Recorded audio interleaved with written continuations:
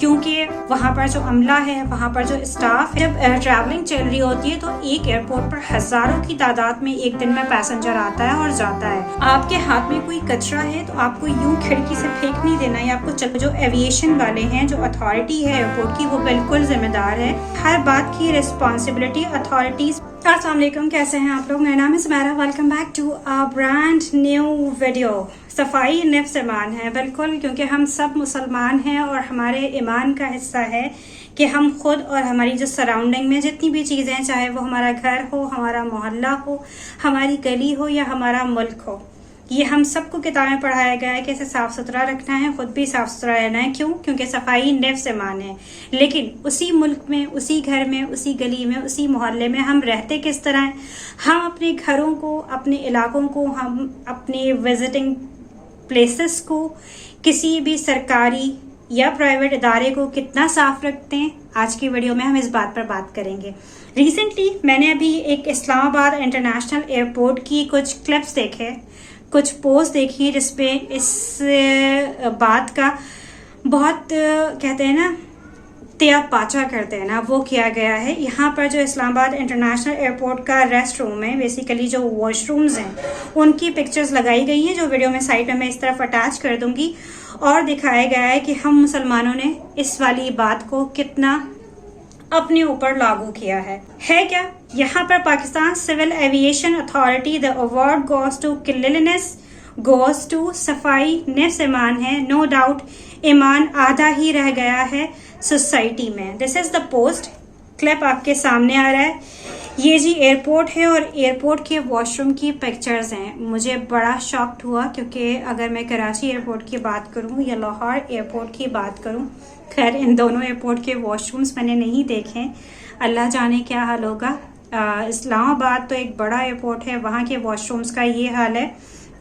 तो रिसेंटली मैं चीज़ें देख रही थी और कुछ लोकल ट्रैवल्स जिसमें बसेस होती हैं, ट्रेन्स होती हैं, पब्लिक वॉशरूम जो कि हमारे मुल्क में ना होने के बराबर हैं। इवन अगर आपको वॉशरूम जाना है, आप कहीं कराची की बात कर लेते हैं, अगर आपको वॉशरूम जाना है, बाहर हैं आप, तो जो मर्द हजरात हैं वो तो मस्जिद भी चले जाएंगे, या अगर जो फीमेल्स हैं, क्योंकि बहुत सेंसिटिव टॉपिक है और बहुत सीरियस है और बहुत कॉमन है, तो इसमें कोई हेजिटेशन नहीं होनी चाहिए बात करते हुए। पब्लिक टॉयलेट्स हमारे माशरे में अवेलेबल है ही नहीं, हालांकि ये बेसिक चीज़ है जो कि होने चाहिए। भाई आप पेड़ लगा लें। जब आप मोटरवे पे बाय रोड ट्रैवल कर रहे होते हो तो कितने ऐसे रेस्ट एरियाज आते हैं जहाँ पर पेड वॉशरूम्स होते हैं, 100 रुपीज़ या 50 रुपीज़ में। VIP में मीन्स वॉशरूम्स में AC लगा हुआ होता है। और क्लीनलीनेस, मैं किसी दिन आपको वीडियो में दिखाऊंगी कि क्या क्लीनलीनेस होती है। और वहीं पर जहाँ पर फैसल मूवर्स स्टॉप लेती है, पिछले दिनों में मैंने एक वीडियो, बाकायदा वीडियो बना के, यकीन करें मैं वहाँ पर आई थी, मैंने वहाँ जो बैठा हुआ स्टाफ था उनको बहुत जलील किया था, इतना कि वो सबसे पैसे ले रहे थे, लेकिन उन्होंने मुझसे पैसे नहीं मांगे, लेकिन मैंने उनको दिए। मुझे गुस्सा आ रहा था, लेकिन इस गुस्से पे मैंने ये नहीं किया कि मैं पैसे नहीं दूंगी, लेकिन मैंने उनकी बताई कि क्या हरकतें। और बसेस का यही हाल है, इवन ट्रेन में भी ऐसा ही होता है। खैर, तो हम पहले बात कर लेते हैं ज़रा इस तरफ और फिर आते हैं। अब यहाँ पर इन वॉशरूम की पिक्चर्स अटैच कर दूंगी। सबसे पहला, ज़्यादा मैं इन कमेंट्स की तरफ नहीं आऊँगी, बस 2-4 पढ़ेंगे। पहला कमेंट पढ़ लेते हैं। It's not the responsibility of the people who are using these toilets. हर बात की रिस्पॉन्सिबिलिटी अथॉरिटीज़ पर डाल देना भी गलत है। अच्छा जी, साथ ही कमेंट पढ़ लेते हैं और फिर एक साथ मैं उस पर तबसरा करूँगी। इसके बाद पर लोग कमेंट करें जी वेल सेड, पिक्चर दोबारा देखें, कुछ लोग तनकीद कर रहे हैं, कुछ लोग इन्हें अप्रिशिएट कर रहे हैं। देन अगर हम अगला देखें, do you clean public toilet after you free from your assignment. Different type के डिफरेंट मैसेजेस हैं। मैं 1-2 और देख लेती हूँ। एक और कमेंट है, आप क्या चाह रहे हैं कि लोग हार्पिक साथ लेके आया करें। बेसिकली जो फर्स्ट कमेंट मैंने रीड किया कि हर बात की रिस्पॉन्सिबिलिटी अथॉरिटीज़ पर नहीं डाल देनी चाहिए, कि इस वाले कमेंट पर ये कमेंट बैक किया जा रहा है उनको टैग कर करके। और लास्ट कमेंट जो इसमें मैं ऐड करना चाहूँगी, थोड़ा सा छोटा देख लेती हूँ। अवार्ड गोज टू द अवाम। ठीक है, तो ज़्यादातर इस पोस्ट पर लोगों ने क्रिटिसाइज किया है अवाम को, जो ये टॉयलेट बेसिकली यूज़ कर रहे हैं। देखें, बिल्कुल इसमें जो अवाम है ना, वो किसी भी तरह बरियो ज़िम्मा नहीं है। लेकिन एक पॉइंट पर मैं यहाँ पर ज़्यादा किरदार कहूँगी होता है अथॉरिटीज़ का। अगर हम आवाम को 40 अगर हम परसेंटेज में डिवाइड करें ना, तो आवाम इस क्लीननेस की अवार्ड को लेकर जाती है 40%, जो अथॉरिटीज़ हैं वो लेकर जाती हैं 60%। क्यों? क्योंकि वहाँ पर जो अमला है, वहाँ पर जो स्टाफ है, जो वहाँ का जेनेटोरियल स्टाफ है, बेसिकली वो हायर इसीलिए है कि वो इन चीज़ों को चेक एंड बैलेंस रखे, इन चीज़ों को क्लीन करे। क्योंकि जब ट्रैवलिंग चल रही होती है तो एक एयरपोर्ट पर हज़ारों की तादाद में एक दिन में पैसेंजर आता है और जाता है, और ऑब्वियसली अगर 24 आवर्स एक एयरपोर्ट वर्किंग पर है तो वहाँ पे शिफ्ट्स भी लगती होंगी, और वो जो जैनिटोरियल स्टाफ है उसे इसी चीज़ का पे किया जाता है कि आप इसको क्लीन रखो।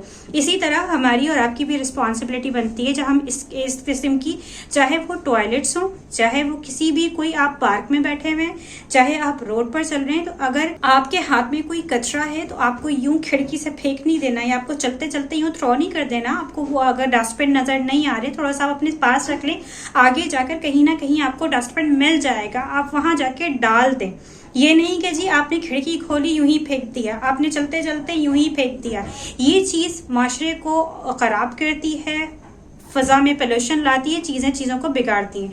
यहाँ पर हम जो अथॉरिटी है उसे बिल्कुल बरज़िम्मा नहीं कर सकते, यहाँ बिल्कुल उनकी जिम्मेदारी थी। क्योंकि इन पिक्चर्स में जहाँ पर आपने देखा अगर टिश्यूज़ रखे थे तो वहाँ पर आप उन जो वॉश बेसिन्स हैं वो लग रहे हैं कोई बहुत टाइम से जैसे साफ ही ना हुए हों। इसके अलावा वहाँ पर जो मॉब पड़े हुए, ये सब बिल्कुल अथॉरिटी का बनता है। यहाँ पे सिर्फ आवाम जिम्मेदार नहीं है, यहाँ पे वो जो एविएशन वाले हैं, जो अथॉरिटी है एयरपोर्ट की, वो बिल्कुल जिम्मेदार है इस चीज़ को क्लीन करने की। जब आप इतने महंगे महंगे टिकट्स बेच रहे होते हैं, इतना महंगा महंगा उस पर टैक्स लगा रहे होते हैं, तो आप इन सब चीज़ों का ही उसमें से लगा रहे होते हैं। आप हर चीज़ को देख रहे होते हैं कि सिस्टम कैसे चल रहा है। आवाम बेसिकली अपने टैक्स से, अपनी सर्विसेज से आपको इस चीज़ का पे कर रही होती है। आवाम अपने झाड़ू लेकर, अपने मोब लेकर, अपना हार्पिक, अपना सर्फ लेकर नहीं पहुंचेगी कि जी हम यहाँ पे गंदगी कर रहे हैं तो हम इसको साफ करेंगे। इसी तरह आवाम की भी जिम्मेदारी बनती है कि अगर उसने टिश्यू यूज़ किया है तो उसको वो ऐसे थ्रो ना कर दे, वो उसको प्रॉपर डस्टबिन में डाले। और अगर वहाँ डस्टबिन नहीं है तो 2-4 टिश्यू जो आपने यूज़ किए हैं, अगर वो आपने साथ कैरी कर लेंगे और आपको आगे जाकर एयरपोर्ट से बाहर जाकर, या अगर पार्क से जाकर आपको कोई ना कोई डस्टबिन मिल ही जाएगा, आप उसे वहाँ जाकर थ्रो कर सकते हो। बिल्कुल हम ये नहीं कर सकते कि हम उसी जगह पर फेंक दें, और फिर वहाँ से इदारे भी ये नहीं कर सकते क्योंकि आवाम ने वहाँ पे 10-12 टिश्यूज़ फेंक दिए थे, वहाँ पे गंदगी कर दी थी, तो अब हम साफ़ नहीं करेंगे। या तो आप ये कह देंगे जी आपकी जिम्मेदारी ही नहीं है, आप उस चीज़ के पैसे ले ही नहीं रहे। लेकिन जब आप पैसे ले रहे हो तो आप बिल्कुल उस चीज़ को ऑन करते हो, आप उसे साफ़ करोगे। इसी तरह अगर हम बात करें बस स्टेशंस पर लोकल ट्रांसपोर्ट जब आप यूज़ कर रहे होते हैं एक शहर से दूसरे शहर जाने की, तो वहाँ पर भी यही हाल होता है। हर चीज़ का आप पे कर रहे होते हो लेकिन आपको फैसिलिटीज़ नहीं दी जाती। इसी तरह पूरे कराची की बात करते हैं हम, कराची क्या बल्कि हम और भी शहरों की बात कर लेते हैं। मैं इस्लामाबाद भी गई हुई हूँ, मैं मरी कश्मीर यहाँ पर भी गई हुई हूँ। इवन लाहौर की भी बात करें तो वहाँ पर भी जो पब्लिक टॉयलेट्स होते हैं वो नहीं है। आप पैसे ले लो लेकिन इस तरह के पब्लिक टॉयलेट्स बना लो ताकि अगर किसी को अर्जेंसी हो तो वो जा सके। या तो आप किसी मॉल का विज़िट करें, वहाँ जाएँ। अब आप मॉल ढूंढें, फॉर एग्ज़ाम्पल अभी जिस पॉइंट पर मैं खड़ी हुई यहाँ से अगर मैं किसी मॉल जाती हूँ तो कम से कम भी मुझे 10 किलोमीटर जाना पड़ेगा दूर, और फिर जाके एक मॉल आएगा। तो अगर 10 किलोमीटर भी ना रखें, हो सकता है मैं ज़्यादा दूर खड़ी हुई हूँ, तो आप 5 किलोमीटर समझ लें। तो क्या आपको लगता है जब किसी को इतनी अर्जेंसी लगी होगी तो 5 किलोमीटर का रास्ता तय कर पाएगा? या तो चलो आप अगर मर्द हो तो आप तो किसी मस्जिद में भी चले जाओगे, लेकिन अगर आप बच्चे हो, अगर आप औरत हो तो आप कहाँ जाओगे? ये एक बहुत नॉर्मल सी बात है जो अक्सर लोग अब हो सकता है कुछ लोग कमेंट में आकर कहें कि किस तरह की बात मैं कर रही हूँ, लेकिन ये एक बेसिक बात है, एक बेसिक राइट है। मैं ये नहीं कह रही कि आप टॉयलेट्स बनाएं उसको फ्री कर देंगे। आप जी आपने कंस्ट्रक्शन की, आप उसको क्लीननेस का ख्याल रख रहे हो और आपको कोई पे नहीं कर रहा, आप उस पर बिल्कुल चार्जेस करो। आप 50 रुपीज़ ले लो जो कि राइट बनता है, या आप 100 रुपीज़ ले लो, ठीक है, लेकिन आप एटलीस्ट वो सर्विस तो दो। आप इस चीज़ को समझो दो कि वो चीज़ है, ताकि लोग भी इससे फ़ायदा उठा सकें और ये जो सिस्टम है इतना बिगड़ा हुआ थोड़ा सा सुधर सके। इसी तरह मैं अगर जैसे बात करूं, फॉर एग्जांपल अभी हम क्योंकि मॉल्स की बात कर रहे थे, तो कुछ मॉल्स भी और कुछ ऐसे बसेस के टर्मिनल्स होते हैं, वहाँ पे जाओ तो जो इस तरह का जनाटोरियल स्टाफ होता है, इवन अगर हम देखें तो इस तरह की जो जगहें होती है ना, वहाँ पर जो फुटफॉल होता है वो बहुत ज़्यादा होता है बनिस्बत किसी भी लोकल जगह के। अगर हम देखें मॉल्स में बहुत ज़्यादा लोग आते हैं, और अगर ट्रैवलिंग में देखें तो जो वॉशरूम या रेस्टरूम होते हैं वहाँ पर भी बहुत ज़्यादा लोग आते हैं। इसी तरह रेस्टोरेंट अगर आप जा रहे होते हो तो वहाँ पर भी बहुत ज़्यादा लोग आ रहे होते हैं। तो वहाँ पर अक्सर जो इस तरह की वॉशरूम्स हैं, क्योंकि मैं फ़ीमेल हूँ तो मैं फ़ीमेल वाले एरिया में जाती हूँ, तो वहाँ पर जो 90% जेनेटोरियल स्टाफ होता है जिसमें ख़वातीन होती हैं, एजेड सी ख़वातीन होती हैं, हालांकि वो ऑन ड्यूटी होती हैं, उनकी एक अच्छी सैलरी होती है, लेकिन उनका फोकस क्या होता है, वो जी बाकायदा मांगना शुरू कर देती हैं, जो कि गदागरी में बेसिकली काउंट होता है।